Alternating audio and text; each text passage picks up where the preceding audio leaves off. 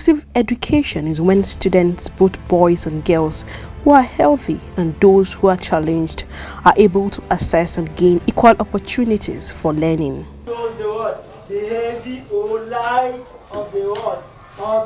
The United Nations statistics of people living with disabilities in the world is estimated to be 15%, making it 1 billion of the world population. The government of Nigeria, both at the state and federal levels, have taken some steps to address the needs of persons with disability, and one significant step came in January 2019 with the ratification of the Discrimination Against Persons with Disabilities Prohibition Act 2018.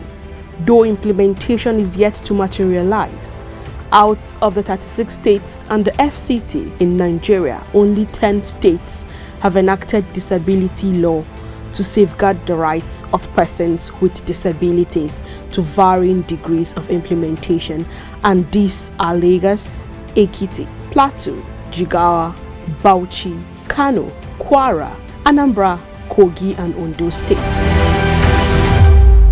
The Federal Capital Territory can only boast of 3 special public schools and learning centers for physically challenged pupils. For a society to develop, education must be inclusive for all, including the physically challenged. This is the story of Emmanuel Idowu, a special child in LEA Tungamaji Gwagwalada Area Council of Nigeria's FCT. Special needs pupils have a right to the benefits of a full school experience with the needed change and support, alongside their peers without disability, who receive a general education.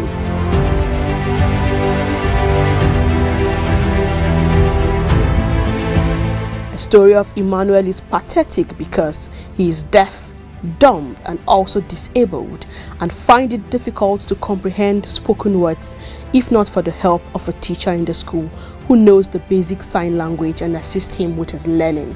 There is a challenge there because he's a child that doesn't speak, he doesn't hear, so he uses sign, that is sign to learn. So thank God there is a staff there that have idea on these skills, so he do assist the child with the pattern of learning. If not, the child completely, if you talk, he will be looking at you. There is no sign of response unless there is a sign of demonstrating. Bibiora Yinkere, convener, Engraved Ones Prayer Support and Advocacy Initiative, a special school for children with special needs, told AD4 TV Radio that the government should not leave out the training of special needs children. Schools and learning centers should be built with the right learning materials provided because children with special needs have the right to quality and good education. Teachers who are trained as caregiver for special children should be employed to mentor them. It's stated that they should have access to free education. It's not been implemented. That was why I was saying that if the policies are being formulated, first of all, include the experts in this field. They will come up with appropriate policy, program that can help these children.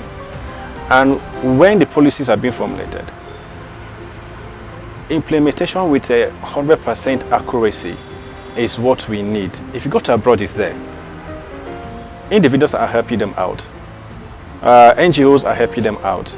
But government is not doing much, just little. They're not doing much for this, for individuals with disability, or disabilities rather. Forgetting that disability can happen to anyone. You can only escape disability when you are dead. As far as you are alive, you are still breathing, then you are still prone to being disabled. So anyone can acquire disability at any time. There should also be awareness campaign to urge people not to reject these children, as often is the case now in most Nigerian communities. Because children with special needs are humans who also have feelings just like normal children do. They should be accepted in the society. Oh, it's really important. Like here, for instance, this particular place we are seated right now is our vocational center, where we teach the children. They learn music, you saw them dance, they do dance lessons, they just started their drama club, they do sewing, shoemaking, bag making, hairdressing, catering, and all these things. If this is done for our children, like in almost every school, we'll be preparing them for the future of a future of financial independence, you know. So when this is done, of course they can earn money. The children in this school, I see them earning money in the nearest future. When they are able to earn money, they are independent, and then they can be absorbed in the society. Why would you laugh at someone who is paying his bills, for instance? Why would the parents be crying and thinking that the child is a burden and the child is a cost to the family, when the child is earning money, the child is not a financial burden to them? The United Nations Convention on the Rights of Persons with Disabilities states that persons with disabilities can access an inclusive, quality and free primary education and secondary education on equal basis with others in the communities in which they live. The Nigerian government, in line with this, has been implementing this using different approaches to improve inclusive education for special needs children by providing the relevant infrastructures for special needs children, employment of specially trained teachers and therapists, creation of awareness and adequate funding for the cause of these physically challenged children. However, the extent to which Nigeria has succeeded in this direction leaves much to be desired.